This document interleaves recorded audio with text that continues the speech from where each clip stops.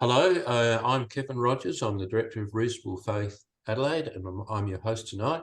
And tonight we have Gordon Stanger, Dr. Gordon Stanger, who's going to talk to us on recovering the missing generation. So now I'll hand it over to you, Gordon. Thank you very much. Thanks, Kevin. I think most people would regard recovering the missing generation as pretty important. How's the volume, by the way, Kevin? It's fine. Yes, okay. it's fine. Okay. So Christianity is doing well in much of Africa and China and a few other regions. This is in stark contrast to much of the Western world, where particularly in American, European and Australian churches in particular, face a demographic cliff which spells eventual extinction for a great many churches. Do I exaggerate? No, not at all. I was baptized in the Church of Scotland, Scotland being the land which once sent missionaries around the world. I recently returned to my homeland and was shocked and dismayed to see so many once thriving churches now repurposed to become supermarkets, residences, dentists, computer consultancies, pizza outlets, and a host of other secular activities. The Church of Scotland is currently down to less than 20% of the Christians that attended a generation ago. It is a fast dwindling denomination which shows little or no evidence of revival. It gives me no pleasure to observe that Scotland has become a multicultural mix of Christless syncretism, atheism, and agnosticism. Its main church is exactly what Jesus described in these terms. He said, and I quote, "Salt is good, but if the salt loses its savour, with what will it be seasoned? It is fit neither for the soil nor for the manure pile, and it is thrown out."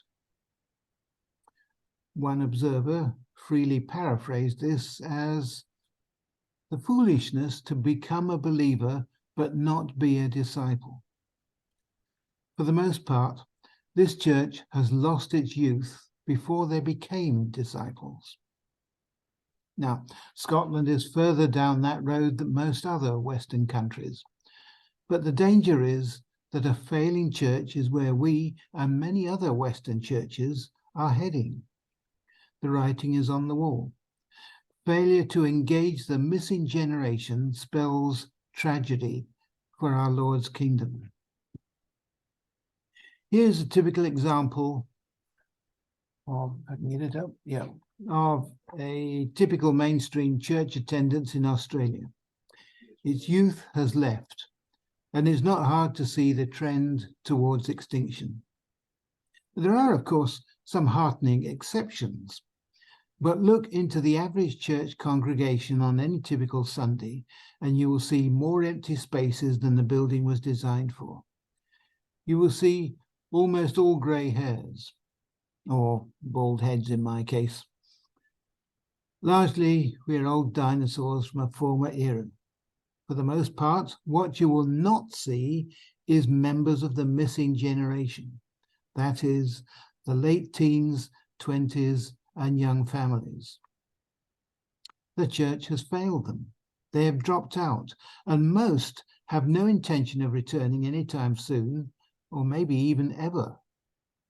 This must be turned around. Who are the missing generation? Well, in America, there's even an institute for studying exactly this problem. It's known as the Barna Group. And for want of better terms, I use some of their American terminology to describe some different ways of being lost from the church. They use the term nomads. Nomads aren't angry or hostile or even disenchanted with the church. They have simply drifted away, being drawn towards alternative, non-Christian perspectives, traditions, and worldviews. In terms of Jesus's parable, the word came upon stony ground. Some in the church may argue that nomads were never sufficiently committed to Christianity in the first place. But this isn't necessarily so. As Jesus' parable in Matthew 14 points out, the seed falling on rocky ground refers to someone who hears the word and at once receives it with joy, as did the nomads. But since they have no root, they last only a short time. When trouble or persecution comes because of the word, they quickly fall away. One estimate is that about 40% of young Christians go through a phase of spiritual nomadism. There's nothing new about the young and curious being tempted away. What is new in this generation is the low percentage who don't return. The second category they refer to is prodigals. I wonder, is the American term of prodigal a misnomer? In Jesus' story of the prodigal son, the young man eventually comes to his senses and returns to his father. In most cases, the modern prodigal does not. He or she is typically discontented or angry with the church. They have turned their backs upon Christianity and have no intention of ever coming back. There is close to zero chance of their ever giving the established institutional church another thought. As a result, countless Christian parents grieve over their prodigal children. But never stop praying for them. Jesus' story has an unexpected positive end. Considering Jesus' parable of the sower, being taught how to cope with weeds is more than just ignoring them. The church has a duty of care to youngsters.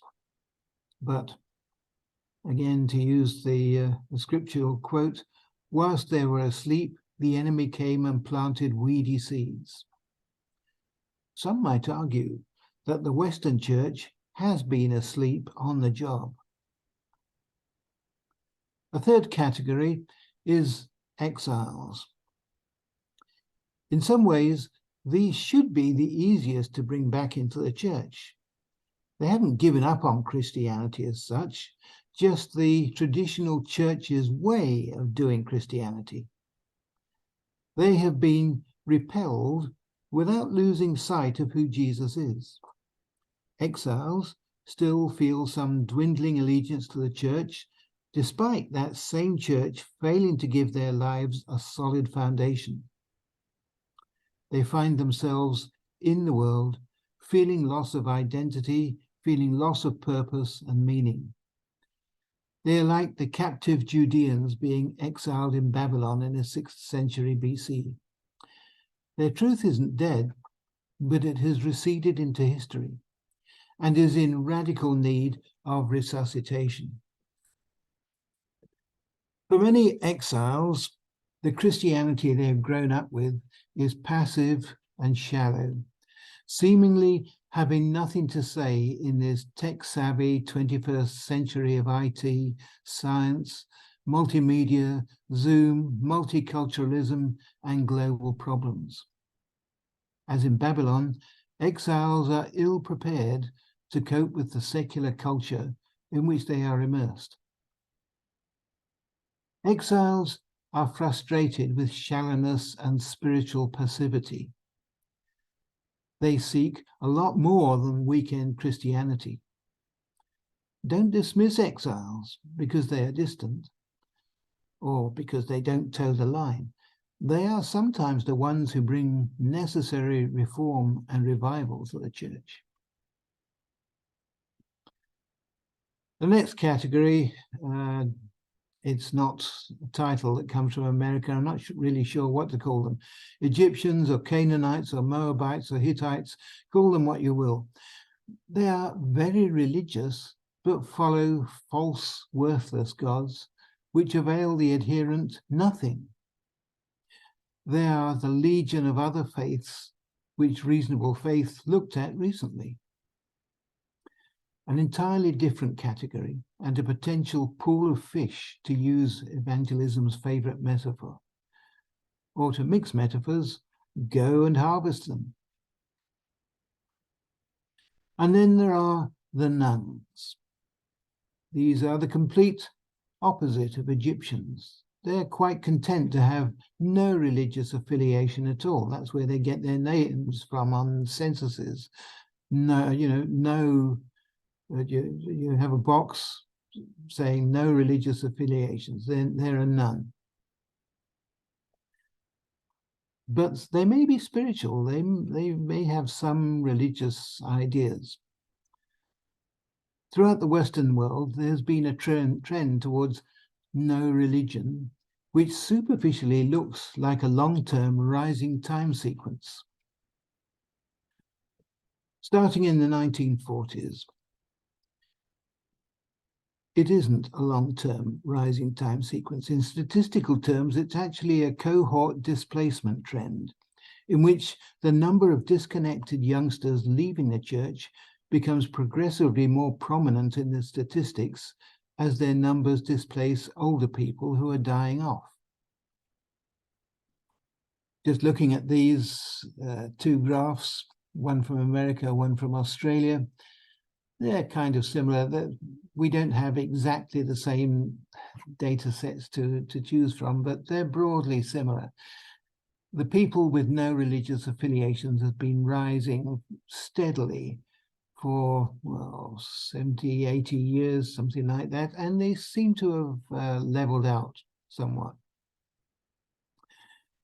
The so-called nuns can be envisaged as a catastrophic failure of the church's post-World War II discipleship and evangelism, failing to engage the rising missing generation in meaningful relationship with the Lord, and a failure to even recognize the problem until decades into the outcome. In the last few years, the proportion of nuns appears to have stabilized at just under 30% in America and just under 40% in Australia. I like to think of this dropped-out generation as our greatest contemporary mission field.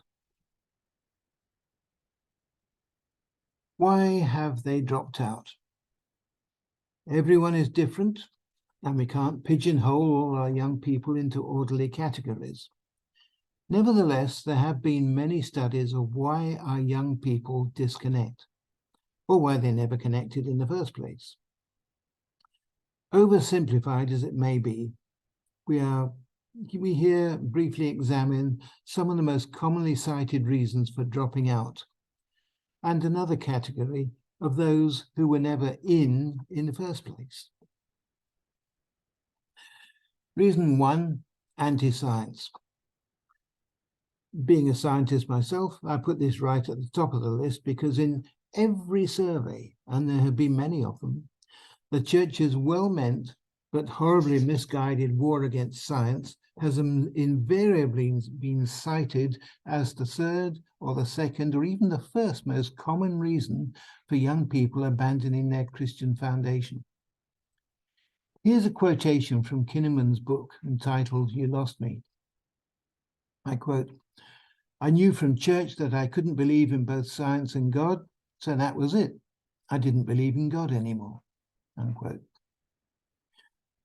There have even been older evangelists whose fundamentalist faith was shipwrecked because of the church's scriptural misrepresentation. They believed the false choice of their own false belief system. Likewise, there are untold thousands, maybe even millions, of smart, well-educated youngsters who have been fed the lie that they have to choose between Jesus or Darwin, between the Bible or scientific reality.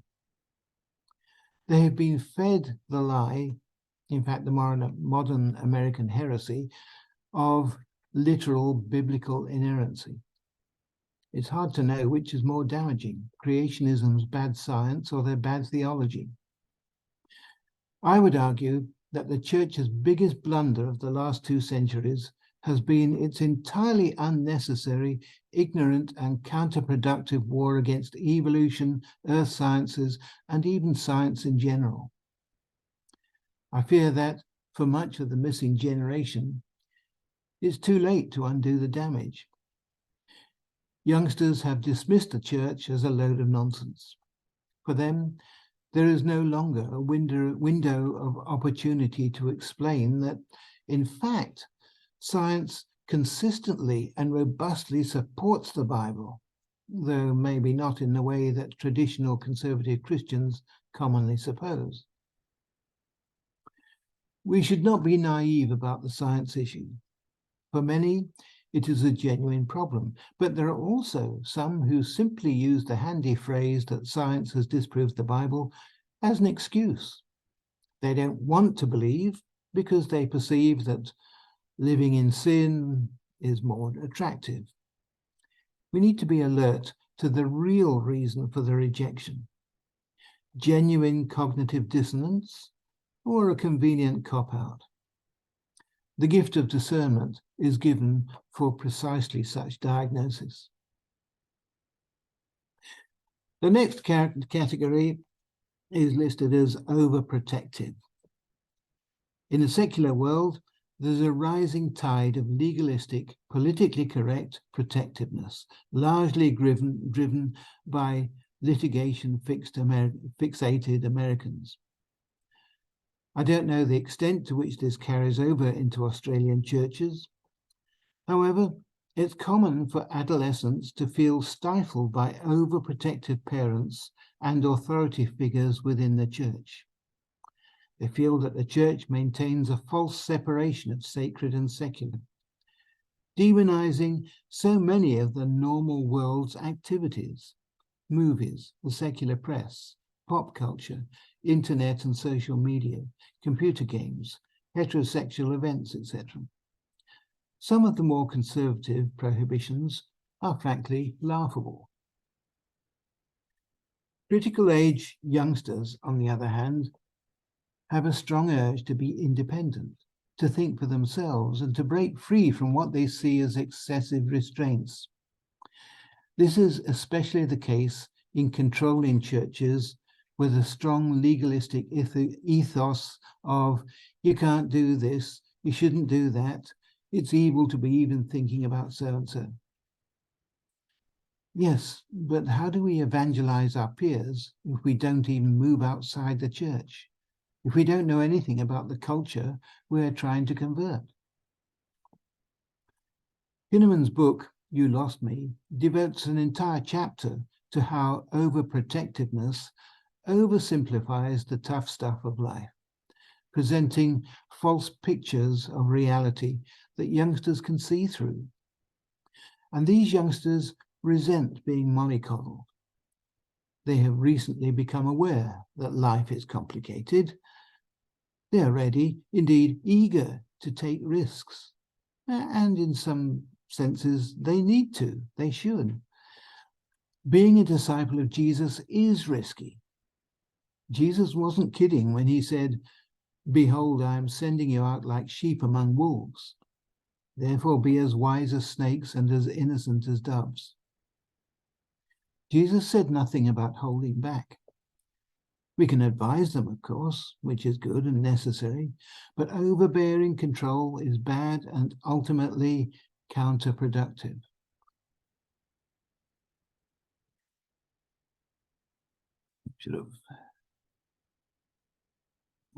Okay, repressive is the next one. When it comes to sex, many, perhaps most Australian youngsters see the church as out of date. They see it as repressive, authoritarian, strict, controlling, and hyper-conservative. They resent the church's prohibitive attitude. They are torn between cultural hedonism and traditional Christian ethics, and that's stressful for them. I have no comment or solution other than to note that Jesus' attitude towards illegal sex seems to have been very understanding and relaxed. Hopefully some of you will have more wise comments on repression. The next topic is shallow. shallowness and hence irrelevance. Many Christian observers from Africa, Asia, Central and South America are dismayed at the shallow travesty that they see in the Western Church. They see a self-indulgent, passive, ineffective and risk-averse church, which is far more committed to the church building than to kingdom building.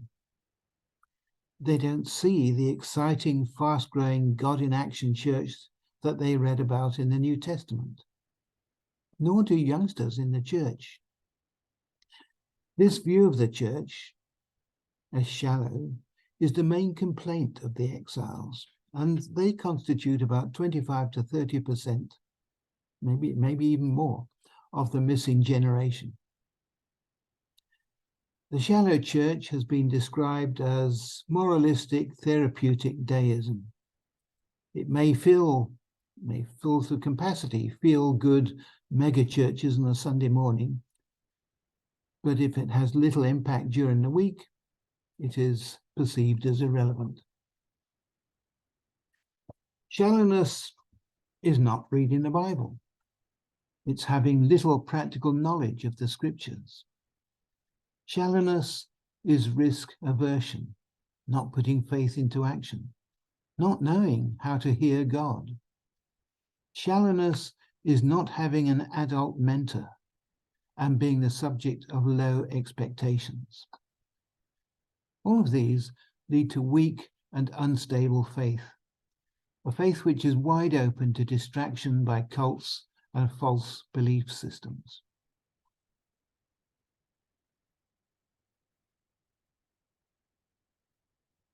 Doubtless. Jude 22 just uses this phrase, have mercy upon those who doubt. The official church line seems to be that it's not okay to doubt. Maybe not okay, but it's human and it's normal. In particular, those who are young in their faith need opportunities to express, discuss, and resolve their doubts, not stern rebukes to toe the official line. In fact, it's not just youngsters. Everyone has to face up to doubts at some stage. The difficult questions such as, why does God allow bad things to happen to good people? They nag. People have doubts for several reasons. There are the philosophical doubters who tend to be the prodigals. They imagine a flaw in scripture and use this to walk away, in most cases, never to return. There are the institutional doubters who are deeply unhappy with the way Christians do church. Actually, at least a third of young Christians, mostly exiles, are positive about Jesus, but seriously doubt the way their church or their denomination operates in the world. Their voice is generally drowned out by the conventional majority. Unexpressed doubt is corrosive to faith, generally because people are fearful of even expressing what they think. It is internalized, rankling in secret. And finally, there are crisis-driven doubters, especially those prone to clinical depression. This is very common after life crises, such as divorce or the death of a loved one. Frankly, much of the church is not good at handling doubters. There is no forum for dealing with doubt. It is swept under the table, and youngsters tend to deal with the problem by just walking away. If doubts about scriptural interpretation are serious, how do we describe doubts about church corruption? Pride, power, position, and politics all infiltrate into the church's culture. Youngsters see this, and they don't like what they see. For example, 70% of youthful nuns believe that the church is overly and corruptly concerned with money and power. The final category I call aliens, for want of a better term. 2 or 3 generations ago, one could safely assume that everyone in Australia knew who Jesus was, the need for salvation, and the sole means of salvation. They may not have agreed, but the knowledge was there. Today, despite living in the age of information, we can no longer make that assumption. Most young Australians know little or nothing about Jesus, or have a wildly inaccurate view of him. Almost every house has a Bible, which is seldom or never read. For many, the result is that they have become biblical illiterates. As Hosea put it in his chapter 4, my people are destroyed through lack of knowledge. Perceptions of Christianity from the popular media are lame at best and increasingly lean towards hostile commentary. Consequently, most young Australians have warped perceptions of Christianity, neither accurate nor appealing. They have never had a meaningful spiritual conversation in their entire life. This is the reservoir of youngsters who we must reach as a matter of great urgency. But how to do it? Well, I don't pretend to have all the solutions, but here are some suggestions by way of starting the conversation. Prayer, obviously. If Jesus responded to life crises by spending time in prayer, why should we in the Western Church be any different? We have a crisis of the missing generation, and the required prayer is not just a passive, Lord, bring them back. Some of the root problems lie within the church itself, and hence we must be willing and responsive to listen to Holy Spirit's direction, even if we feel uncomfortable with the changes he requires. And it is likely that far-reaching reforms will be required. The pride and certainty of arch-conservative views does not bode well for attentive listening to that still small voice of the Spirit's guidance. Understanding the demographic cliff. Travel anywhere in Europe or Australia and you'll see attempts to rectify the problem of our missing youth. There is often recognition of the crisis and attempts to bring about change, such as the hugely popular Messy Church movement. Does this make the church more intergenerational? Yes, up to a point, but the missing generation is still missing. Youngsters emerging from Messy Church are still ill-prepared to face the looming demographic cliff of incipient dropout. Many churches have tackled the easy problem of engaging younger children, but these churches have generally not tackled the harder, more resource-demanding and much more time-critical problem of equipping teenagers before they drop over the demographic cliff. Such churches need to wake up, reorder their priorities, marshal their manpower, and redirect their resources. Truth. If the youth are presented with a high calling in which they can see themselves as having importance, as having a high impact, this is an appeal to which they may well respond. By their early teens, today's youth are more than capable of comprehending Jesus as the way, the truth, and the life. They are way past the simple Bible story stage. At school, they are learning the basics of quantum physics and advanced biology, so that they are well able to handle Jesus as the truth, surpassing all other important issues. Is the church so mistrustful of their youth that they can't entrust them with the truth?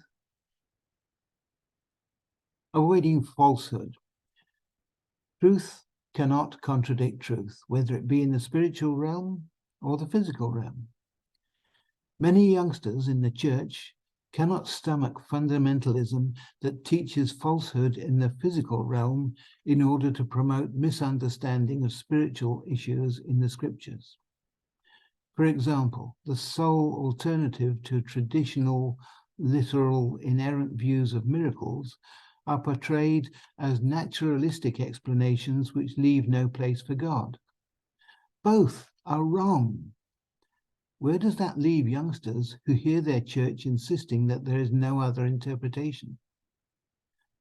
Some of the missing generation have left because they have never heard a sound understanding of God's hand operating amazingly but rationally in his own well-ordered universe.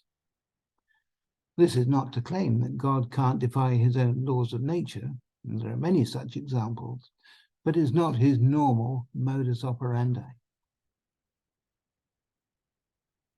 Making disciples. What is our measure of success in disciple making? Is it the statistics of those who attend confirmation class? Jesus made disciples by one-on-one mentoring. True disciple making is a long-term, handcrafted process. It's not an assembly line.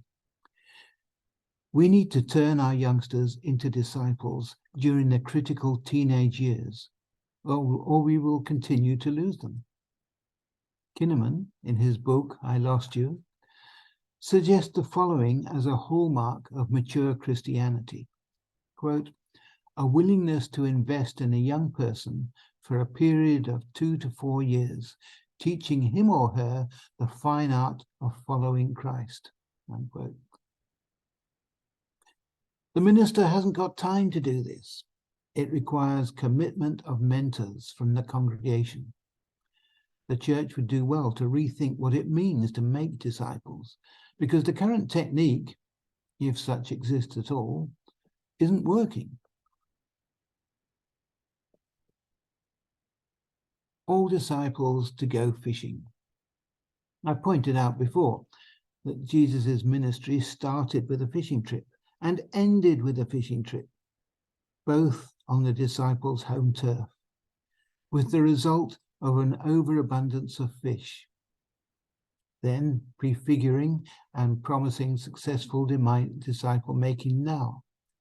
Why don't we see this? Why don't we see this great abundance of fish, as it were, of new disciples? The answer is the Western church has become passive and complacent.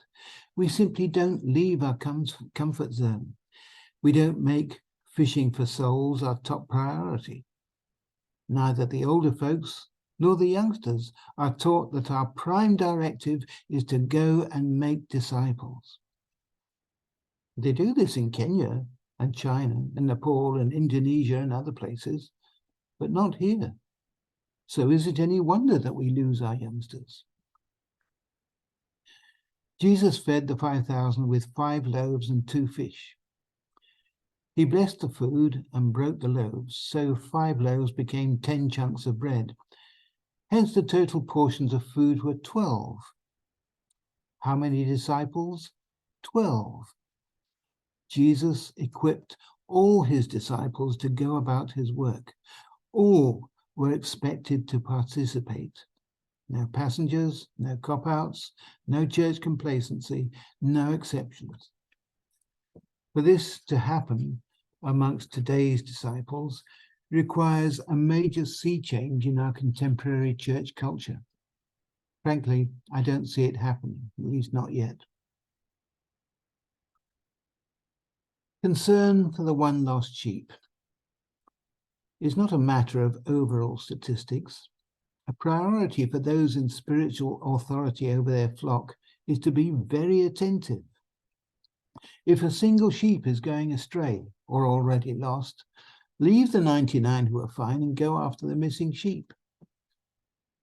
This parable needs no elaboration from me. It does perhaps need repetition. Intergenerational church. Pretty much all churches aspire to be that trendy word, intergenerational. Some succeed, notably many Baptist and charismatic churches. Some others live in self-delusion. An intergenerational church doesn't have age gaps. Any church that either fails to prepare its youngsters for the critical dropout years or fails to hang on to the missing generation cannot legitimately claim to be intergenerational. Messy Church and similar initiatives to engage children are good and necessary, but they aren't the complete answer. I stress again that if there's nothing for teenagers and 20s, then it is not an intergenerational church. Where is the welcome? Sadly, many youngsters leave because of a stifling church atmosphere where they don't have a voice, don't have equality, and no longer feel welcome, as they once did at Sunday school. I have seen churches that had a welcome sign at the door, but the gate had a locked chain, and there was absolutely no incentive to return. For that generation that has left, we need bold signs outside the church to say we love you and need you. Welcome back, and we would like you to take your rightful place in our fellowship. Jesus went ahead to prepare a place for us in his kingdom. In the meantime, what have we prepared in order to engage our youngsters? Why would they return unless they are told loud and clear that they are sorely missed, very welcome, and valued in their own right, an essential plank in the church structure? Youth mentor, an essential church officer. The importance of youth mentoring cannot be overstated. The late teens is a crucial time, the last chance for the church to engage youngsters and as they launch into independence in an environment of hostile worldviews. It's their last chance of transitioning from simple Sunday school stories with little or no spiritual understanding or application to blossom into intensely practical spiritual maturity. In most cases, any church that doesn't adequately cater for their youth loses them. 80% of youngsters who go through church never had an adult mentor.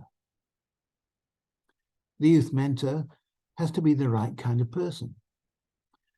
No matter how well intended, getting some old dinosaur to pass on outdated, narrow-minded denominational thinking is almost guaranteed to fail. Remember, we are dealing with very well-informed, curious, critical, and experimental youngsters who will not be fobbed off with anything less than a Christ-like example. I cite an example from my own experience. When I was a young uni student, way back in the Pleistocene era, the minister at my church took me aside for a brief warning about some of the false beliefs that I would encounter in the wider world. But frankly, he was only of minor influence. Soon after I arrived at university, I was invited to the home of Rob, an American who lived in the area. He was a member of the Navigators, an evangelical group who worked on campuses with exactly the age group of the missing generation. I and many others were invited to Bible studies of a kind I had never encountered before, starting with basics and moving up a very steep learning curve towards more mature perceptions. There were no platitudes, nothing superficial, all very down to earth. He took us to churches we would never otherwise have experienced, and he opened his family and home to us. We were always assured of a Christian welcome. He was, in short, culturally attuned, available full-time, 24/7, focused upon fast-tracking his flock towards Christian maturity, and everything he did was undergirded by strong and persistent prayer. Let me enlarge upon that last point. Technology has moved on, and iron lungs aren't used anymore, but in those days there was a lady in the local hospital totally incapacitated and immobile in one of these breathing chambers. There was only one thing she could do: pray. Rob put the names of all his flock above this lady where she could see them, and she prayed, with results that bore fruit. We seldom see anything like that today.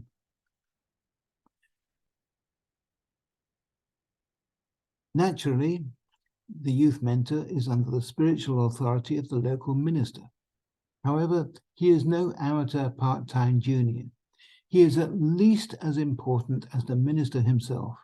He needs to be recognized as such with appropriate resourcing. The missing generation lives in a world that is culturally alien to us older folk. They are into social media big time, tech savvy in a way that few of us older people can imagine. Their music, communications, language, sport, entertainment, social attitudes, their whole way of thinking has changed faster than at any other time in history. To many youngsters, old-style church is just unnatural and hard to relate to. If we are to be truly intergenerational, then we need to do our cultural homework, to become sensitive to the younger culture so that we can operate effectively within it. What does an appealing and culturally appropriate venue look like to teenagers? It will probably involve sports, sophisticated board games and other games. There will be complete freedom of expression in a non-judgmental environment, and will include serious spiritual discussions on Christian practicalities, including sexuality. Above all, and unlike messy church, it will not have parents hovering in the background to check whether everything is correct. Theirs is an age of independence, and they must have freedom to find their own way. I refer to the youth mentor as he because I have only ever dealt with one man in this position. He could relate to male university students. I remember him saying that temptation will come to us guys in the form of a woman. At that time, I doubted this statement, but of course he was absolutely right. I can't imagine a woman giving such advice to young men. I suspect young ladies would also need a female youth mentor whom they could closely relate to, but I'm not able to know about that. I've also heard negative reports of the navigators as being too controlling. Well, that wasn't my experience. My point is not to praise or decry any organization, but to highlight the importance of good mentorship. Wherever it comes from, we must have good mentorship for that age group. Church abuse and repentance. You don't need me to remind you of the atrocious record of many institutional churches, and I'm not just talking about the Roman Catholic Church. In terms of abuse, sexual, physical, and psychological, there is a grim catalogue of church errors, including domineering behavior, mistrust, stubbornness, undue legalism, clinging to power, and so on. Our spiritual enemy delights in such blunders and isn't backward in stirring up the popular media, reminding vulnerable youngsters. The church's credibility has been undermined as never before, and hence needs to be very upfront in repenting these mistakes. There's no use glossing over this issue. It's a significant factor in driving youngsters away. Sunday school transformation. What is absolutely critical is a transformational step from Sunday school Bible stories or messy church activities to mature discipleship, from knowing about Jesus to knowing Jesus, from passive learning of basics to wisdom beyond their years, knowing and practicing the fear of the Lord that is the beginning of wisdom, as Isaiah and Joshua both put it. When a young person has a deep living relationship with the Lord, well grounded in Scripture and disciplined in discipleship, they are unlikely to be tempted to go off and sample other religions and philosophies. They won't regard their faith as irrelevant, nor will they be sidetracked by church misdemeanors. Their faith, young as it is, will be solid as the rock of Christ, firm and secure. The late Bishop John Shelby Spong was a man who was repelled by fundamentalism, swinging to the equally absurd extremes of bizarre liberalism. I personally deplore both extremes, both a poor theology, and yet he did make one phrase famous, namely, the church must change or die. It must adapt to the changing world or risk becoming irrelevant. Well, in the intervening decades, the church hasn't changed in any meaningful sense. In the eyes of the missing generation, the church has become irrelevant, and they have left it in droves. Not dead yet, but in a seriously bad way. So what is the remedy? There is no single simple solution, but based upon my observations and discussions and the American Barna survey results, I suggest the following 21-point manifesto for revival, merely as a starting point. It's of course provisional, it's open to modification and to your suggestions. So, summary of how to recover our missing generation. First, the centrality of Christ and our relation to him is to be conveyed to youngsters in a very real way. Second, recognizing that the missing generation is at its core a spiritual problem requiring a spiritual solution. 3, the church has to have much greater availability for youngsters. They are critically important. 4, recognize the narrow window for action between trusting young children and questioning youth, a little bit older, falling off the church's radar. 5, recognize and encourage an appropriate change in the nature of worship by young people. They just don't like the old styles of worship, and we have very little that's on offer for them that's suitable for their age group. 6, the importance of youth mentoring cannot be overstated. It has to be culturally attuned. It has to have availability. It has to be directed to fast-tracking Christian maturity, and it has to be undergirded by strong and persistent prayer. 7, the church to recognize the gravity of the missing generation and to get serious about doing something about it. 8, church to, somewhat belatedly, stop waging war against science. Science should be the church's ally, not the church's enemy. 9, church to be politically non-partisan. I think that one is probably more directed towards America. I don't think it's a big issue here, but I might be wrong. 10, church, including youngsters, to wield the gifts of the Holy Spirit. It happens in other countries. In Africa, I've actually seen it happen. Why not here? 11, church to wage truth against the lies of our cultural religion, the nuns and politically correct syncretism that Brian spoke of recently. 12, church to put supplementary activities in a Christ-centered context, not just a social gospel.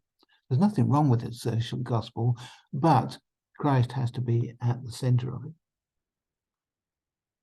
13, church to confess over its many failings, and there have been many failings. 14, church to root out preoccupations with pride, power, position, and politics, especially in the higher echelons of the church. 15, Jesus expects all his disciples to go fishing, not just a few, certainly not just the ministers, all to take risks, wear the costs, go evangelize. We are here to invite outsiders, not to mollycoddle insiders. 16. Recognize and utilize giftedness. If a young person is gifted, talented, and just that's not recognized in the church, of course that's going to be off-putting and they're going to walk somewhere else. 17. Encourage youngsters' active participation. 18. Handcraft disciples. It's time-consuming and it involves a lot of people. 19. Authenticity. Youngsters immediately recognize a religious veneer, and that's not what they're interested in. 20. An intergenerational church doesn't have age gaps, and all the churches need to recognize that. And 21. Understand spiritual authority and be willing to release it to successors, and maybe even to youngsters. Well, that was a bit of a mouthful, so here's a shorter summary. For generations, and with few exceptions, young people's view of the church has been one of stagnation, a state of bland, ineffective, inward-looking, unexciting, feel-good passivity. This is not the kind of discipleship that Jesus taught, not what he was looking for. When children progressed to critical adolescence, their older role models in the church were not to their liking, so they left. They have been doing so for several decades, and it shows. If this is to change, then the church itself has to change. We have to update in terms of contemporary worship styles, at least for the younger generation. We have to love, value, and mentor our youth in ways they can relate to. We must recognize that the teens and 20s are those at highest risk of being lost. It's a race against time to spiritually build up our children so that they can cope with the challenges of their new culture. We have to return to the kind of risky, dynamic, outward-looking discipleship that Jesus taught. We have to engage everyone in the church, from children to retirees and everyone in between, into active discipleship and kingdom building. Then, and only then, will we win them back. Thank you for your kind attention. Oh, yes, there's another slide I might just show. If anyone's interested in reading up more of this sort of thing, these three titles, Almost Christian, You Lost Me, and The Rise of the Nuns, are fairly interesting reading. Okay, thank you for your attention. Quick bats, questions? Okay, I've unmuted, so and I encourage others to do the same. You go through some of the chat. If I find it. Oh. Sorry, I'm just trying to bring it up. Ah, yeah, got it. Right, good. I've been there's a lot of chat comments in here, so Gordon, so you're really in trouble. I've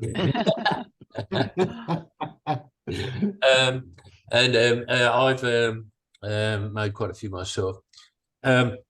Is unbelief a major factor, or is it just the relational or aesthetic reasons? Because most of the things that you actually listed are kind of the aesthetic and relational. Like in apologetics, we're trying to show that Christianity is true.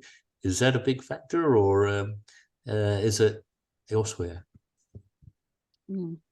I think a lot of young people never actually get to the point of considering, seriously analysing what's true and what isn't.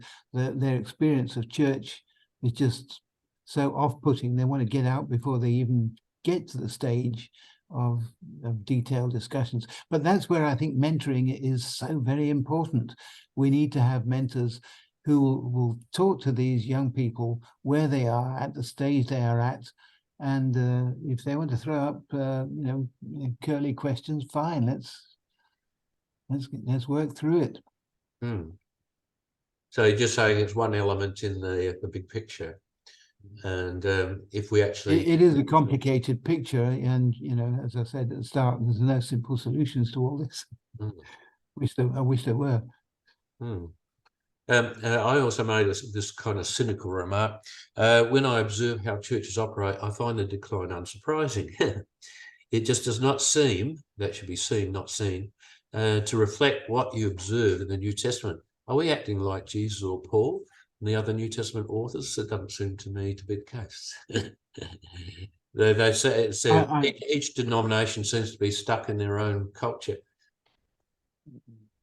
Yes, and actually, the older I get, the more I get uptight about this contrast between what we read in the New Testament and the relatively lame, tepid, inward-looking church that we're stuck with, and I get frustrated. It's not just the youngsters; some of the elders too. Next comment from Tom. I heard Tom Holland observe that Christianity in Europe died on the Somme. Would you like to comment on that, Tom?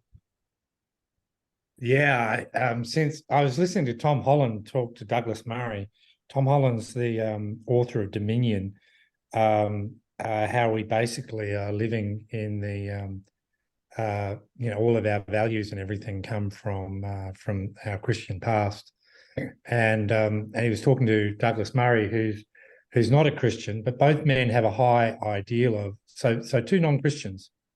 And Tom Holland observed that Christianity probably in Europe probably died on the Somme because it was one of the first times, or at least the bloodiest time, you had two Christian professing nations actually fighting and killing each other.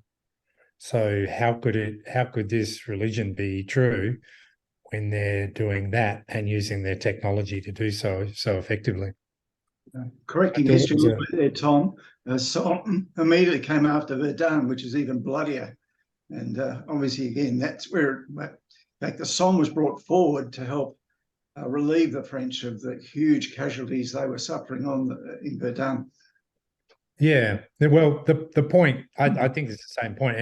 And I just put in that, I was just reminded of the comment because Gordon, your graph there was offering figures from about the 1940s, and then you talked about the post-World War II evangelism efforts. And I thought it was a really good observation from these guys, which I think is consistent with what you're saying there, Steve. By the way, it's not just Christianity. Also in Israel, after the Holocaust of World War II, a huge number of Jews just effectively became atheists because of the horrors that they saw, and they couldn't handle it.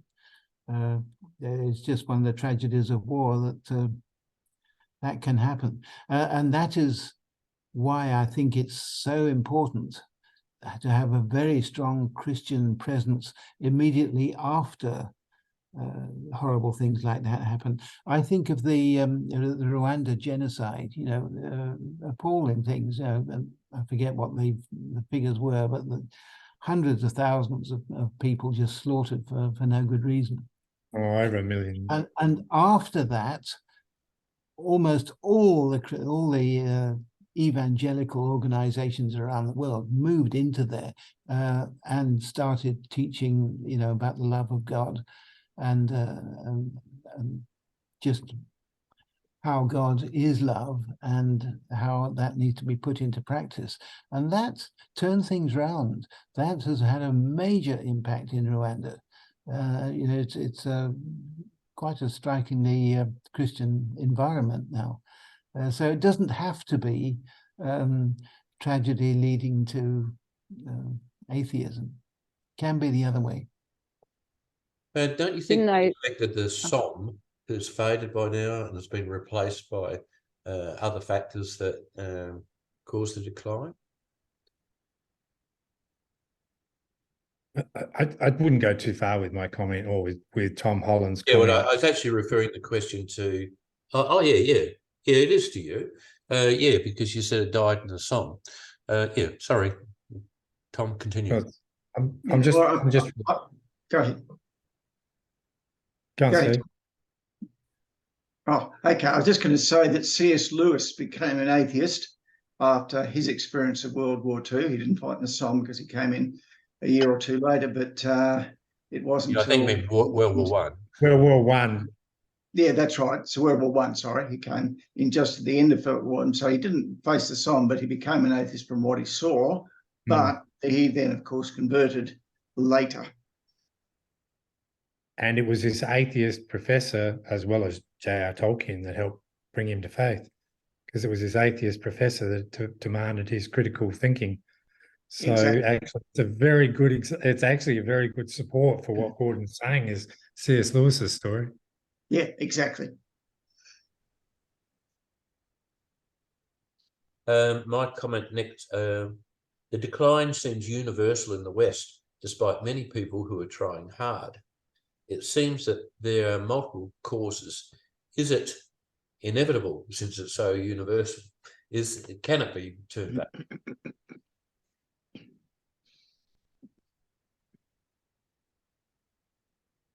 Is inevitable. Well, no, how can it be inevitable when there are other parts of the world, other churches in Africa and South America and so on, which are doing so well at the same time? But their context is different. Is the Western context such that it's inevitable in the West? I personally think it's linked. Can you hear me? Yes. Yeah. Yeah, I personally think it's linked to people's ability to see God directly influence their lives, i.e. see miracles, have personal encounters with God, be that words of knowledge, healings, just things happen in their life where they can see God touch them, right? And I think in places like Africa, China, where things are more desperate, God is able to work more profoundly. Yeah, and in the West, if we lose touch with that, then you lose the tangibleness of God. And there are no grandchildren in Christianity. You all have to have a personal relationship with God, and you have to have a personal experience, I think. Intellectual discussion and the argument only gets you so far. To get you over the line, you need to have a personal encounter with God. Yeah. And that's where we are lacking here in the West. Absolutely right. And I think probably scriptural ignorance, just people don't spend time trying to get close to Jesus, trying to get close to God. Yeah. Because of that, they don't experience God, and because of that, they lose interest and drop out. If they'd had a mentor guiding them to spend time to read the Bible with understanding, to get close to Jesus, I think things would be dramatically different. I think also even as adults, learning, it's very easy to lose touch with how to evangelize or how to hear from the Holy Spirit, and to move in the gifts, want of a better word. And I think people's experiences, perhaps generations ago, even like what Trevor I've heard him talk about, going off evangelizing or standing on street corners, or we don't knock on people's doors here in Australia and sort of ask, do you want to hear about God? That type of thing. So it's hard.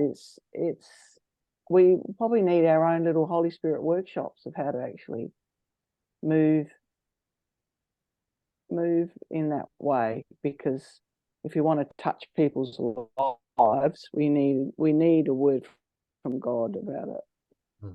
I think if we have a vigorous prayer time, vigorous prayer groups, praying for opportunities to actually talk to people. The Holy Spirit will set up situations where we can talk to people, and not just once or twice, but actually get close and actually guide them into discipleship, which is a long-term thing.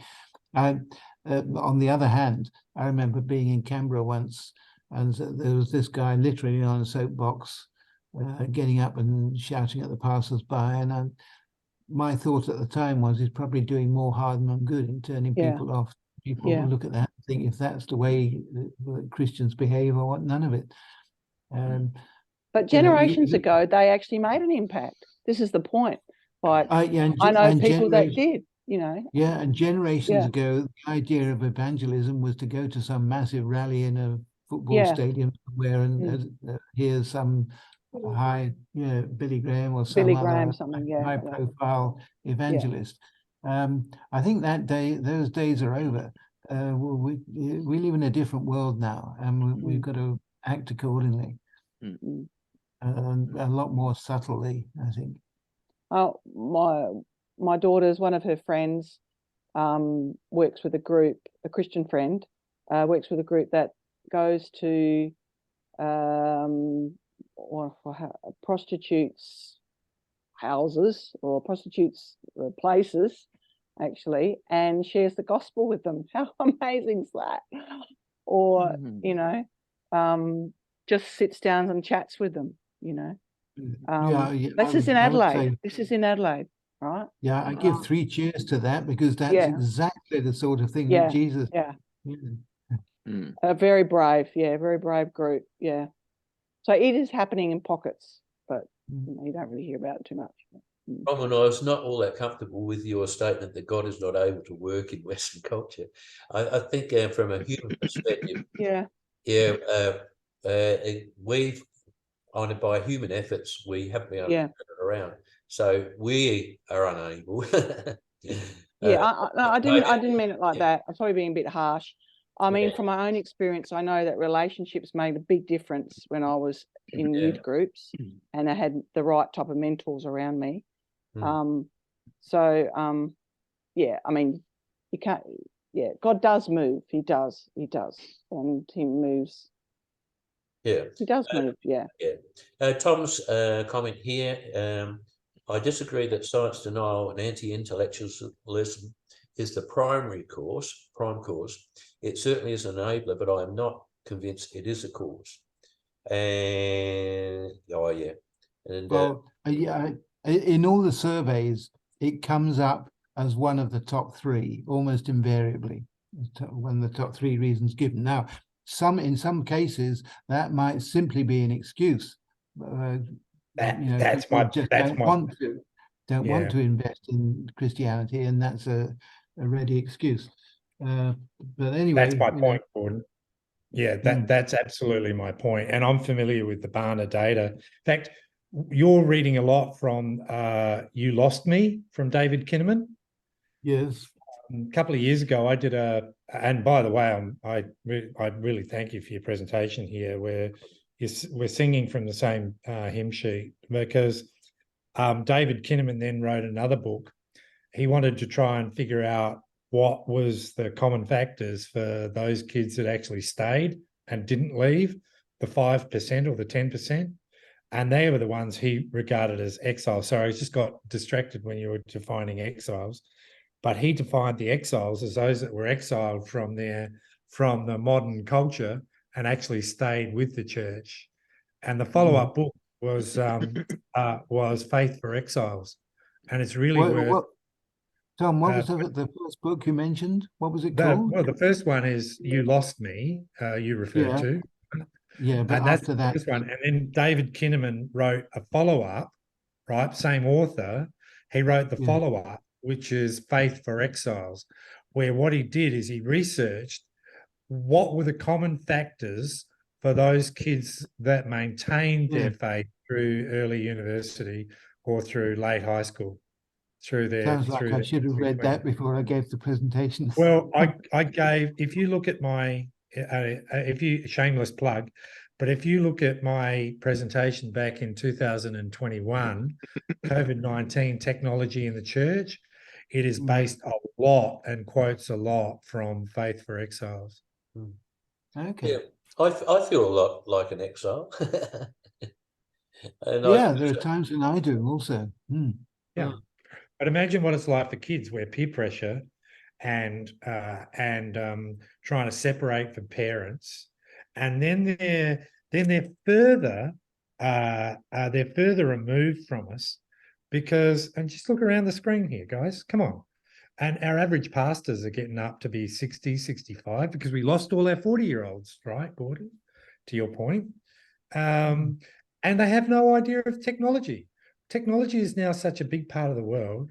How in the heck can you explain life with the gospel if you don't understand life? Yeah. Gordon. But anyway, the point was that science denial, so often, it's absolutely a factor. It's absolutely a factor. But I think so many times it's an excuse rather than a cause. Be interesting to do a bit of research on that. Yeah. At one stage, you made the statement that some of these prohibitions are laughable. So what prohibitions are laughable? I remember reading about a university in the American Bible Belt. I forget which one it was. It was a very fundamentalist university. And they had so many rules, including one that young ladies, they could wear skirts, but they should not wear shiny shoes, lest the guys get an improper reflection, which seems to be so absurd. Or they can wear pants but not trousers. And there are things like that. There's a standing joke in Baptist circles that Baptists are against alcohol because it could lead to dancing. But who was it? What was it the playwright, or was it Oscar Wilde, said that dancing is a vertical expression of a horizontal desire? Right. Yeah, I think that was Oscar Wilde. I think it was Oscar Wilde. Now, let's see. From my experience, I think the lie is God or Darwin has been largely promoted by public high school dogma and university lectures. Sorry, who's this? This is from Bronwyn. That's me, yeah. I just don't see the discussion being as much in the churches. People don't go out and they don't sort of say, oh, it's God or science. I just remember high school teachers that might have referred to that, and alluded to it, and definitely at universities. But I wonder if that's more of an American experience. Yeah. Not necessarily. I've talked to students in sort of a fundamentalist background, school background in Australia. School background. And when I tried to explain to them that it wasn't a choice between God and the Bible, or Darwin or Jesus, one or the other, and that there's a middle ground of sensibility, which actually is consistent with both the Bible and science. And they were actually shocked to hear that, because they'd never heard that perspective, that point of view. I've actually talked to people like that. Okay. Sorry, I didn't understand you, Gordon. They were shocked about what? They're shocked to hear that there was a third alternative, instead of having two extremes. Oh, right, okay. Of Darwin or Jesus. You have to believe in one or the other, and you can't believe in both. Been shocked to hear that, yes, you can believe in both. And, you don't have to go to extremes. But if I may follow up on what Bronwyn said, I've heard of Christians, yes, who did hold the conservative view, were asked to stand up in a university lecture by the lecturer if you believe in, a young earth or whatever, and were then berated publicly in front of the other students by that particular lecturer. It was really full on. Yeah, that's right. Yeah. Into my lecture and hold those conservative views. And that's right. angry impost placed on anyone who dares hold other than the liberal view that's pervasive out there. Yeah. All right. But we probably better not dwell on this because we spent all the last year doing that. I made the comment. I think the you made a comment about Jesus being. I can't remember exactly what it was, but not easy on or sex, but what did you say? Yeah, It sounded heretical to me. He wasn't. Jesus didn't seem to be terribly sort of condemning of illicit sex. Well, you got the story of the woman caught in adultery, but there's the woman caught in adultery, and yes, according to the law, she should have been stoned, but that wasn't Jesus's line. There was the case of was it the centurion's servant? Now, in those circumstances in the Middle East at that time, with the Roman occupation, it was highly likely that that was a homosexual relationship that was going on there. But Jesus didn't even dwell on that or even mention it. He was just sorry. He wasn't. Yeah. But remember that it's so convenient. I've heard the story of the woman caught in adultery, and almost always people forget to mention Jesus' last words: "Go and sin no more." People deliberately truncate it and take that off because they want to. No, I'm not ignoring that in the least. Of course, he said that. Yes, but he didn't follow through on what he could have done. Sure. Which is the Mosaic law of stoning her to death. Look, I do agree with that, and he obviously quite rightly pointed out that the other sins of pride or whatever that the group around were harboring had to be dealt with just as well. Fully agree with that. But as I say, many times I've heard people tell, it was all okay, she could do it, but they forget to mention what Jesus' last words were. Yeah, well, actually, that's you put your finger on the weak part of my whole presentation. Yes. That particular issue, the one, how do we deal with youngsters whose worldview about sexuality is so different from the Bible's? Exactly. That's a tough one, and I tried to skip that in the hope that you will come up with some better wisdom than I. Well, look, I don't want to in any way promote it was an experience I had many years ago. I think I might have been 21 years old. I was at an Air Force base. My friends went out, and I went out with them. We went to a girl's place, which was having a party going on. I was feeling a bit off, so I went and lay down on the bed. I didn't realize it was her bed. And I heard some mumbling going on as though I'm trying to encourage them to do something. And next thing I knew, she was in there lying on top of me. And I resisted. What are you doing?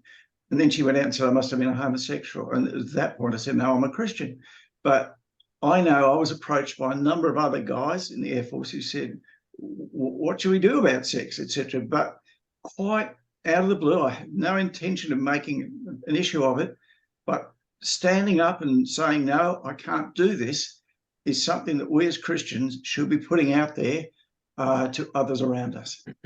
Yeah. I think most of us are aware that John 8, the section about woman caught in adultery, is not in the original version. No, it does actually kind of reflect the way Jesus would have thought. But I've put in the statement here, and I agree with what people are saying. Is I think the New Testament has high standards on sexual ethics, and we shouldn't throw that away. So that's my view. I think we should state the Christian position clearly and not be kind of wimpish about it. Yeah, but we shouldn't stand on that as being the major tenet of our faith. That's a lesser issue. and there's more important stuff to discuss. No, but we should also not make arguments such as you just made, Gordon, from silence, which is, oh, well, you know, to support our argument, maybe the Roman centurion's servant was homosexual. We don't have any of that information, either biblical or extra-biblical. No, we don't have certainty about that, but it's a high probability. Why is it even a high probability? Because from what we know of Roman military behavior in occupied countries, elsewhere in the Roman Empire. I think what we could say is it's a possibility, but then so what happens is it completely and utterly changes the context if that wasn't a homosexual relationship and then Jesus wasn't blessing it. I mean, that's actually completely the opposite. So I think we need to, I always hate arguments from silence. Like my son preached on Sunday, and I've still got to pick him about it, that he was wonderful, but he made an argument from silence. And I'm going, I thought you and I jointly hated that, because it then becomes Gordon's gospel or Tom's gospel or Luke's gospel or Brom. You see what I'm saying? We just can't do that and move towards Christ. We end up polluting. Well, I mean, that wasn't part of my presentation. I was specifically trying to avoid getting into that. And the problem that we face is how do we portray something that's fairly strict to the young people, which isn't going to be so off-putting that they discard the rest of the gospel. Well, can I suggest that that's the if the goal here is to create disciples, you don't create disciples by changing the definition of what a disciple is. No, I'm not suggesting I've been reading I'm not G.K. suggesting Chesterton at all. Yeah, right. Okay, that's the only thing that I can't see, that if the gospel is good news and it's a way to life, then we actually do anybody any favors if we say, oh, look, we won't give you the gospel, we won't give you the whole good news as we understand it, as it's been handed to us. We could unpack that a lot more. There's all this business about, what's it, LBG, whatever the acronym is, about all these strange types of sexuality and homosexuality and lesbianism and so forth. Clearly, obviously, explicitly forbidden in many parts of the Bible. And the camp and stone. Yeah, taken out of the camp and stone, as Elaine says. I think if you reflect on the fact what Christianity or what Christ does, which is puts a value on the person, and in that sense, sex is sacred, right? And emphasize the positive. Yeah, so it puts a different angle on it, in the sense that promiscuity and those types of relationships actually in the end don't actually give you life or fulfillment. They do the opposite. And I think you'll find that's exactly what people will say after the first or second or third divorce or, relationship. They'll say they feel lost, So I think you've got to take it from that, the strength of what the gospel, of what the monogamy, is that right? Yeah. What that encourages comes from the fact that God values life and the sanctity of a person, and the sexuality of a person is sacred to him, and outworking in our life the way Christ instructs us gives us life. I think we've got to make that argument to the young people strongly. I don't think in order for it to have some headway. But right, I'll just moving on. Tom made a comment. I think shallow equals comfortable, and yes, when comfort is a goal for the church or Christians, then this has dire effects. Did you want to add to that? Gordon, you used the word shallow. Our churches and our faith and our actions become shallow, and I think of that as synonymous with the fact that we've raised comfort to being a virtue. And I don't think we're called to being I don't think that, and now our culture does that. People want to have safe spaces, particularly young people. They want to have safe spaces and they want to have, fun times. And that's sort of the purpose of life. But our churches, I think, to your point, have become, and particularly people of our age, because that's a lot of my friends and a lot of people I go to church with, and I'm talking to you from Alice Springs right at the moment, which is a very different environment. And I've seen that, particularly during COVID, it sort of got exposed that it's not actually evangelism, it's not necessarily discipleship, but whether we like it or not as Christians, and I'm not just blaming our leadership, I'm looking at myself in the mirror here and going, yeah, I think we've actually put comfort as a goal. And I think that works in very, very well with what you're calling shallow.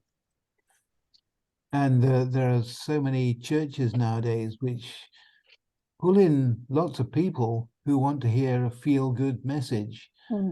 That wasn't what Jesus was preaching. Yes, I went on and made a comment, shallow, yes, and insipid also. And I think that kind of, the comfortable gospel is quite often insipid. It's not strong, like you read with Jesus and Paul. So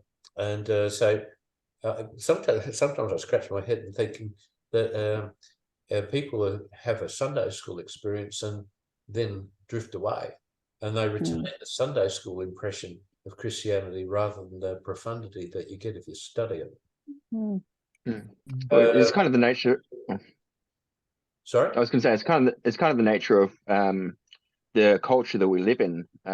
Like if we've got it this easy, like if we're not really under much persecution and challenge every day, like if we always know that tomorrow and the next day and the next day are going to be here, there creeps in that comfortability and like that tending towards a shallowness, I think, like because there's we can let things slip a bit, we can let things slide a bit.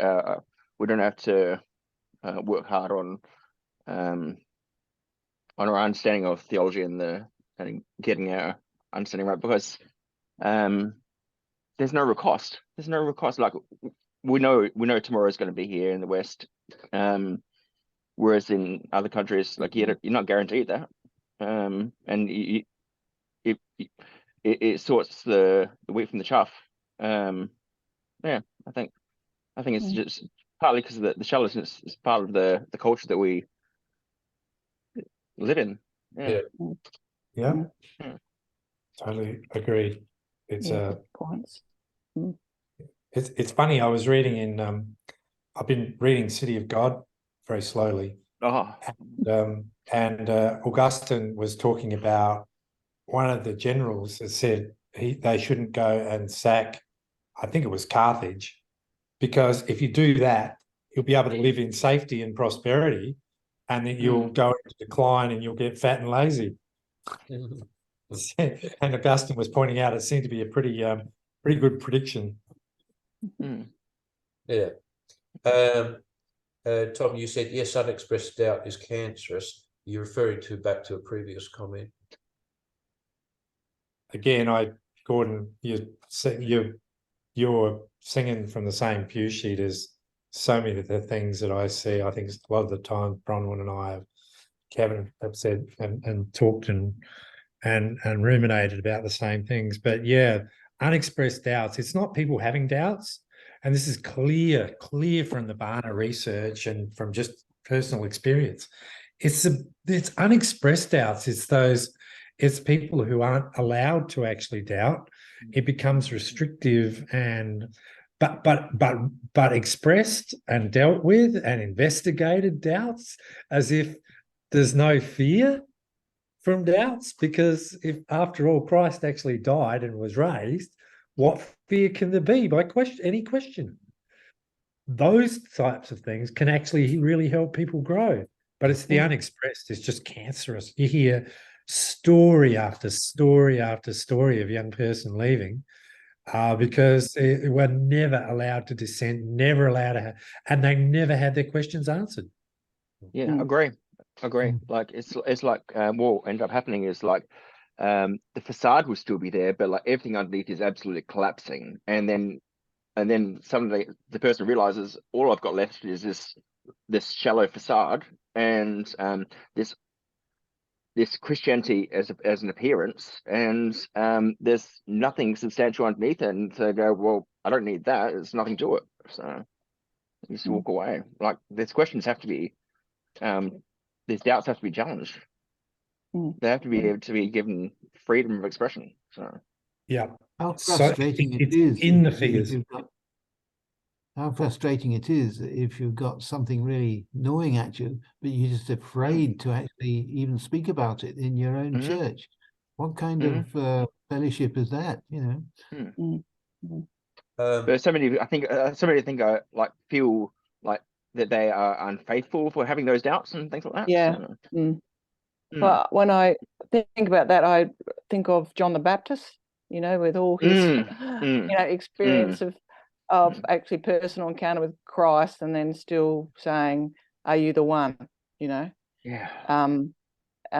That's just gobsmacking, right? It's just astounding that he actually said that.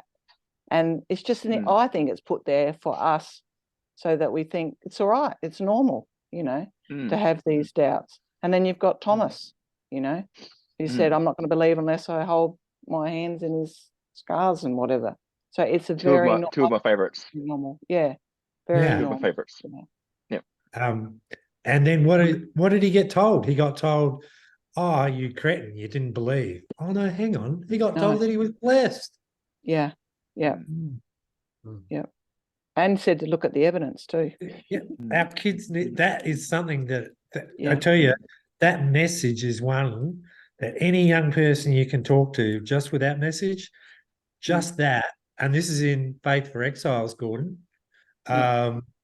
just that message to actually have somebody older, intergenerational relationships where people can actually, where younger folks can ask that question, those sorts of questions, that is in the top 2 or 3 of characteristics of kids that maintain their faith.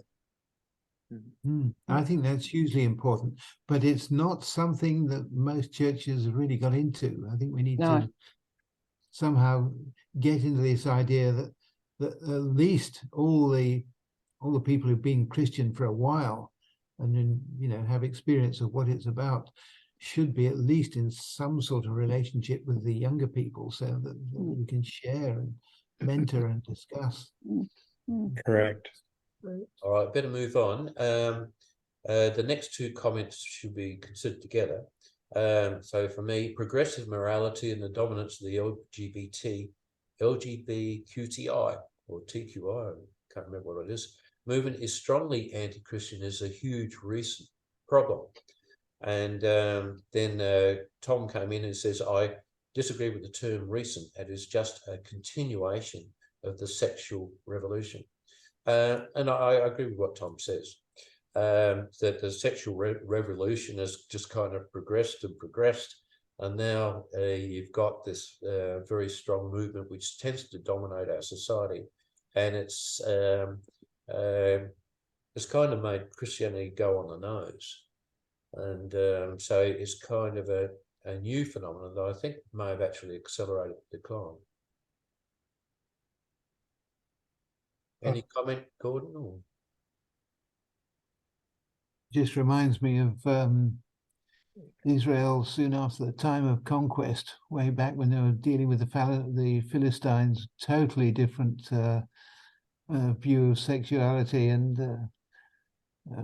totally different culture. It's a culture clash. I don't have any answers, and we just have to put up with it, I guess. I mean, the lessons from Joshua and Judges and so on is surely that stick by your guns, even though all these other views on sexuality and so forth may seem very attractive. So I was reading Eric Metaxas. Oh, sorry. Sorry? Go on. Yeah, but how we convey this to the youngsters is, yeah, that's a tricky one. I'd like to I weigh think in there's on something that, to- but because of the situation in my own family, it would cause huge problems. So it restricts me. But like Australian Christian Poverty, Family Voice, these organisations seem slightly right-wing, or maybe very right-wing. And so they work heavily on these issues. But one wonders whether, I kind of have doubts in my mind whether it's effective or not. I'm sorry. Look what happened to Israel Folau. He said something on a private website. He gets kicked out of rugby union. Yeah. Because unfortunately, too many of the, what's the right word? I mean, I'm going to use it now. Who's the boss of Qantas? I'll think of his name shortly. He's a homosexual.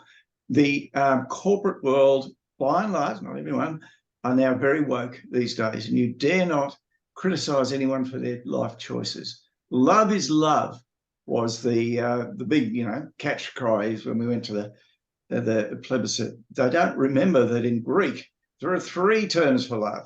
The English word is very loose.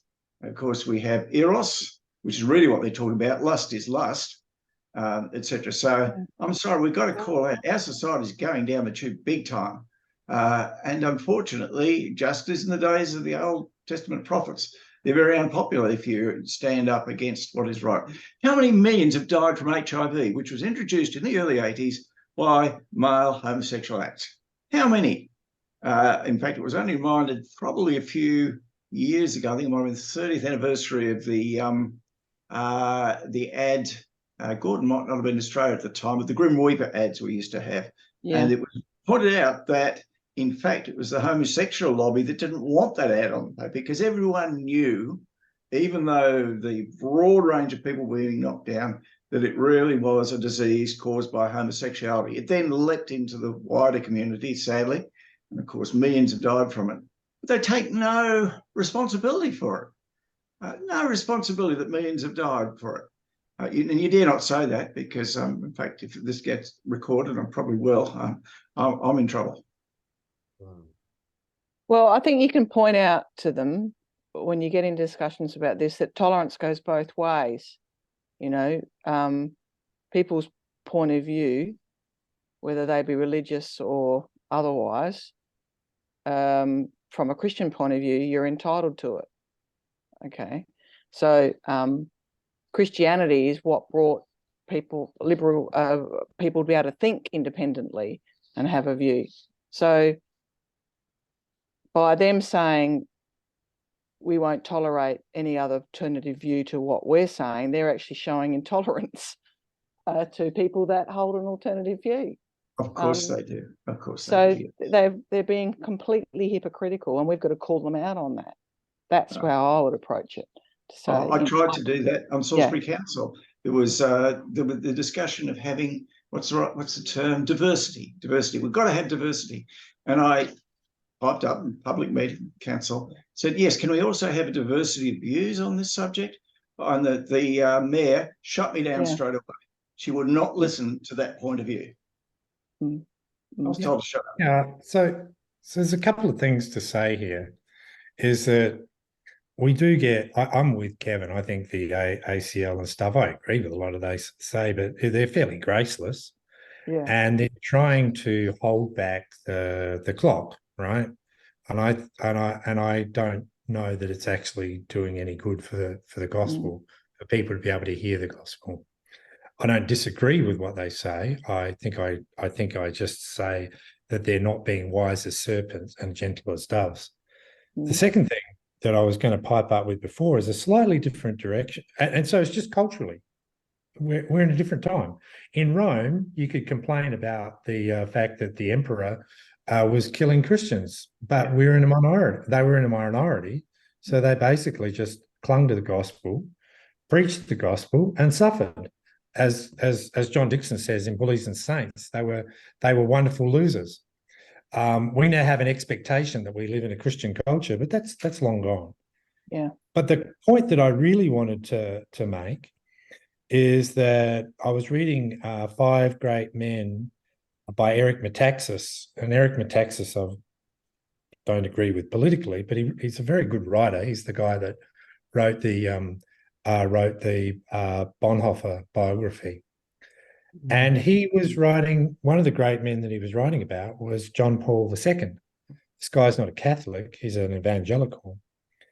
And he was talking about John Paul's early time in Poland, where the communists were using sex as a way to break down the influence of the church. They would encourage young people to have sex and have homosexual sex or whatever, because that way that would alienate them from their church communities, and it would actually undermine the influence of the church. And it worked a treat. And that's just history. And it's something to bear in mind. But dare we read the opening chapter of Romans, the great doctrinal book, teaching book? You get to what, to about 23, 24, and homosexuality is really portrayed in all its ugliest ways. Why can't we publicly read from the latter half of Romans chapter 1? Oh, I think there's a difference inside the church and outside the church. Steve, you and I would bear the same thoughts about the progressive church, right? But here's the difference. The Christians didn't turn around and go to Caesar and say, you've got it all wrong. Let me have a hearing at this meeting, right? To take you to parody your council meeting, right? They went to their church and they educated their kids as well as they could in that culture, and they committed themselves in the church. And so the Romans is like most of Paul's gospel is written to people within the church. We got to get our own act in order. Yes, okay. Look, I agree. I agree. Look, I accept that, Tom. But the teaching was that, of course, in Romans chapter 6, you would be excluded. And I think that was largely what Israel Folau quoted, that, if you practice and mentions both sexual perversion as well as other sins, you should be expelled from the church because, you're no longer one of us and you're on your way to hell. The world doesn't want to hear that. No, Caesar wouldn't want to hear it, right? Your council wouldn't want to hear it. So, but our churches and what we do within our churches is such a different conversation from what the ACL is trying to do within our culture. And I disagree. Sorry, I am a member of ACL. I'll put it out there. I think they're standing up and telling the truth. Because, well, they are telling the truth, but nobody's listening. Nobody can hear, and it's a much better message. And I agree, Steve. I said I agree with what they're saying most of the time. You and I are going to agree about sexual ethics. Yes. I think the only conversation we're having here is let's get the church's house in order first, because that's who Paul was writing to. He wasn't writing to the people outside of the church. And my comment about Pope John Paul and Stalinism was that they used sex. Yep. And I believe it's being used today to undermine and divide the church. I don't think it's a coincidence. It is being used, and we shouldn't be naive to that. On the other hand, you shouldn't go up and rush to spit in Caesar's face, because it's not being wise as serpents. Up to a point. I think their point, ACL's point about what is being taught in public schools to impressionable kids and wrecking their lives, I think is a very good point. Agreed. Yeah. Agreed. Actually, on that, it's actually very scary what they're teaching in high school on sexuality. Really scary. It's enough to make you say, I'm going to homeschool my children forever. Yeah. It really is scary. Yeah. And I don't think the general public would actually be aware or actually appreciate it either. Yeah. My granddaughter is in a public school, and she had a group of friends, around about 7 of them, and she was the only one who didn't identify as lesbian or bisexual. Yeah. And she get crap for it, because I have a friend whose niece makes the same comment. Probably she gets crap. She's very strong-minded. But yeah. Anyway, I think we better move on a bit. There's lots of comments. This is a brilliant comment from me. I've been studying John's, didn't mean that really. I've been studying John's letters lately. He really does repeatedly emphasize the need to love one another. And elsewhere in the Gospel of John, it says, by this shall all men know that you are my disciples if you love one another. This particularly applies within the church, but also to outsiders. There's other things that John emphasizes heavily about abiding in Christ. So abiding in Christ and obeying his commandments and loving one another are things that are hammered over and over again. And like one of my concerns with your 21 points is it's all multifactorial and very complicated, and how can we actually apply it all? But I think this is a central point, that if you actually love one another, then you actually do a lot of those 21 points. So if you love the young people who are in your midst, you talk to them and encourage them and mentor them and all that other stuff. But I think we should listen to what the gospel writers and the epistle writers emphasize over and again, that we should actually love one another. And this would be, and a lot of the other things may actually take care of themselves.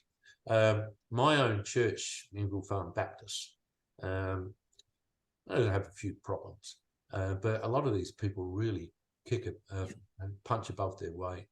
And they are very active in the community. They do love each other, and they do love the people who are outside.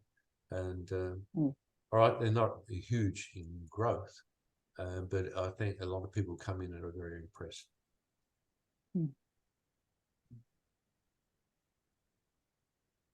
Oh, I said that. You're allowed to comment what I say. All right, then we'll move on. Steve White. Sadly, my son no longer goes to church, partly because he felt suffocated by the welcome he got when he went to one after a lapse. And sorry, he'd moved to Sydney.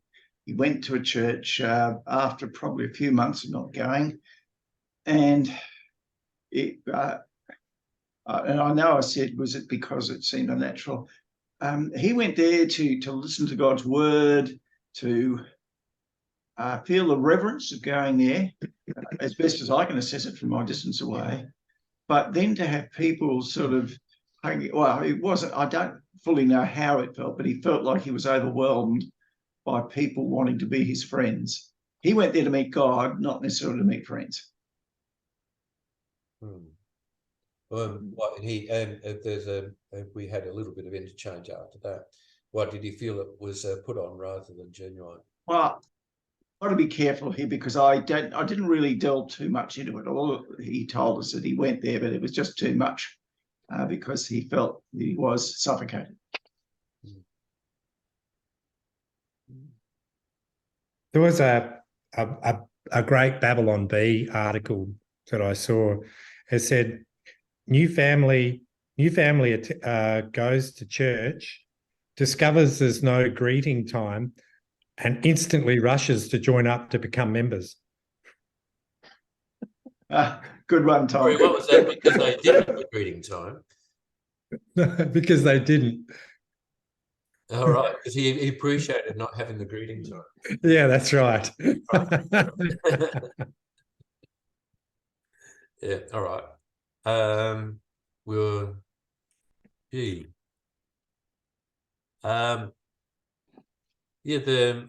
We actually spoke about people behaving badly in churches, and I made the comment here, there will always be wolves in sheep's clothing, so we can't stop that or avoid that, but we can control how we react.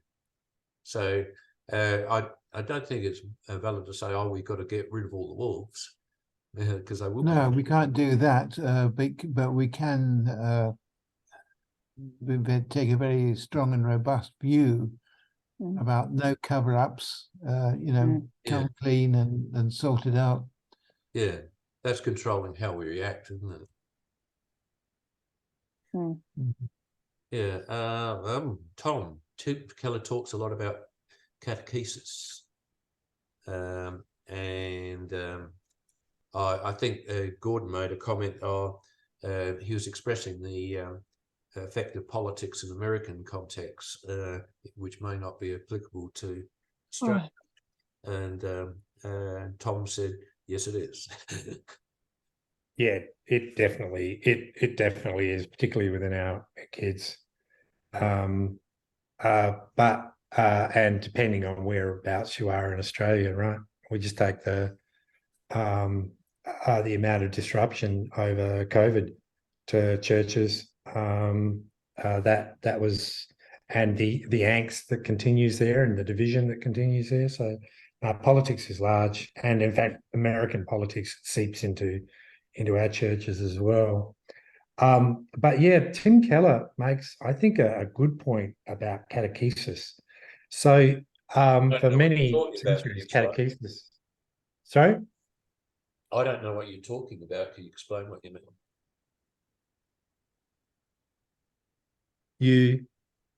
I didn't understand your statement. Could you explain what you mean when you say Tim Keller talks a lot about catechesis?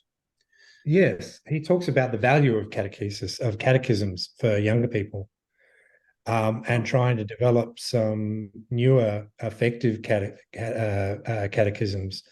And the reason he gives is because the Protestant catechisms that we have, and I'm sorry, I've just got a mental block, but I know about one or two of them that were taught before, your first communion. Before your confirmation or whatever, depending on what denomination you were in, right? And it was largely telling you about your faith, but also inoculating you against Catholicism. Said what we really need, because that was, if you weren't a Protestant, you were going to be a Catholic. The odds of being an agnostic or being an atheist were pretty low, right? In former centuries. Similarly, in many countries in Africa, pretty low of being an atheist, right? So what the catechism did was to actually teach you the Protestant faith, and also inoculate you against the alternative, which was Catholicism.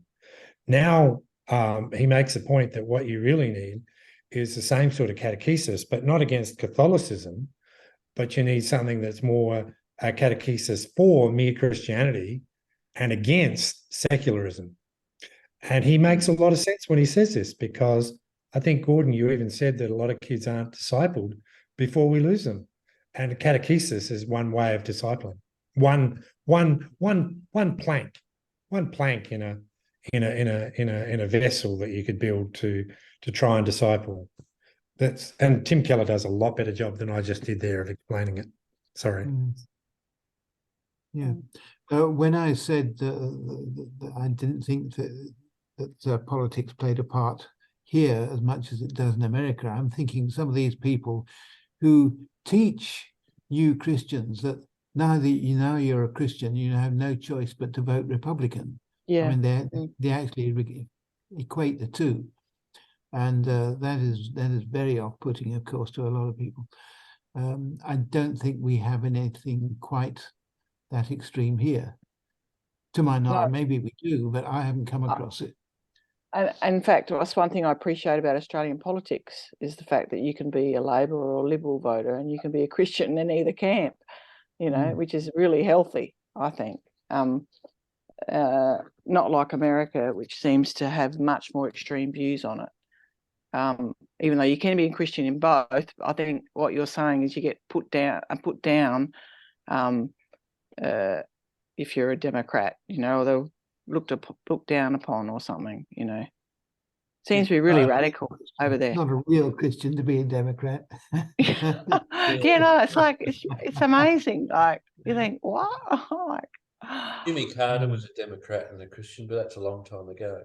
I know. It's just It's like, wow, And you also stand up and say what political party you are, you support or something. It seems to be much for the conversation, Anyway, I'm off topic.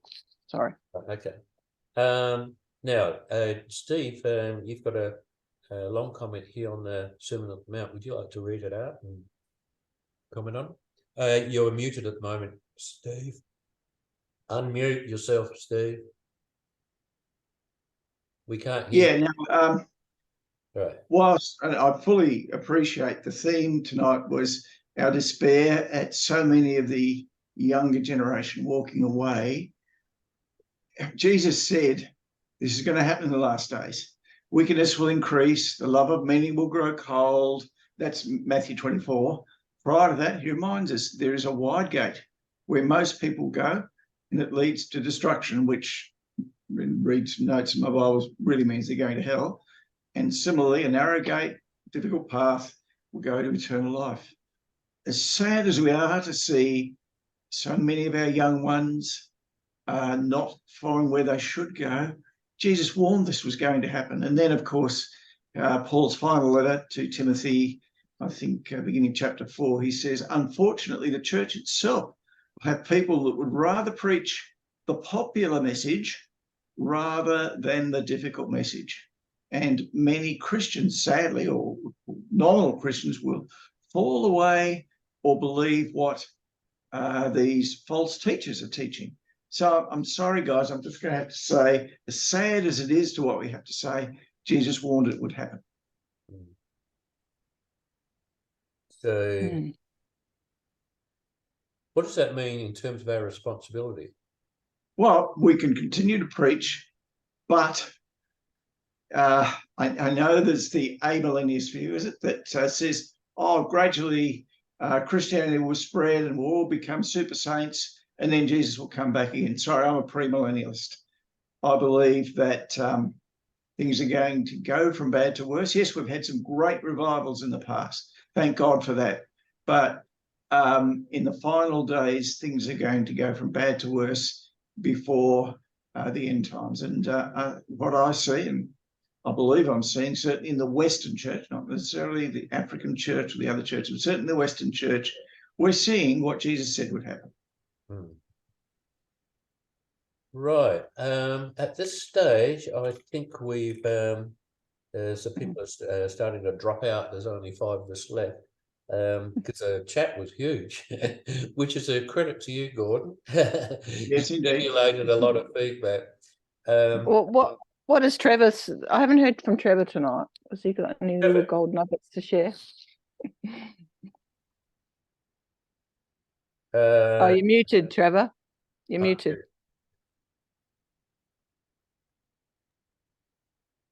Can't hear you. No, can't hear Trevor.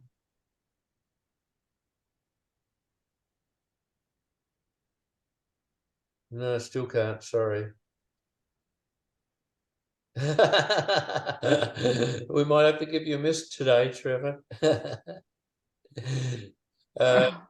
Unless you can get something going, you're welcome if you can get things going, but you're not welcome if you can't. Just click unmute. It doesn't show him as muted, so there's just some okay. difficulty there. Yeah. Well, anyway, did anybody kind of want to say things beyond what's in the chat?